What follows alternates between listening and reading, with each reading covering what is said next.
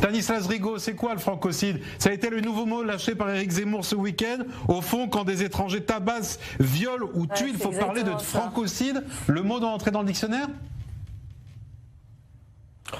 Bon, écoutez, qu'est-ce qui se passe si déjà pour parler d'Éric Zemmour, je n'ai pas encore pris la tête des maisons d'édition de Robert Laffont. Mais ça peut choquer les belles âmes, mais pardon.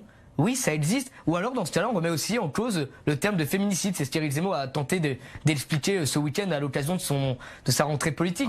C'est que oui, en France, comme il y a du racisme anti-blanc, il y a des gens, des Français, qui se font tabasser pour ça. Et j'en prends un exemple, mais qui n'est pas aussi grave, mais qui en dit long quand même sur les nouvelles générations qui sont en train de se préparer dans ce pays. À l'occasion de la rentrée scolaire, sur les réseaux sociaux, notamment Twitter, beaucoup de tweets ont emballé un petit peu la toile, comme on dit, sur ce thème-là. Beaucoup tweetaient la chose suivante.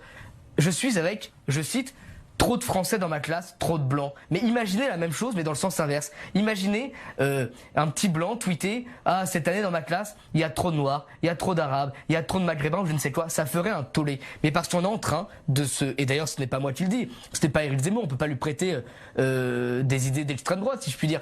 Mais c'est Gérard Collomb qui, par exemple, disait qu'aujourd'hui, on vivait côte à côte, demain, on vivra face à face. Cette fragmentation de la société, vous ne voulez peut-être pas la voir pour certains, mais elle est en train d'arriver dans ce pays et c'est désastreux. Merci. Et j'en profite, mais on ne peut toujours pas accueillir des gens si on est dans une société sans repères, sans autorité et sans transcendance qui viendrait d'une histoire profonde.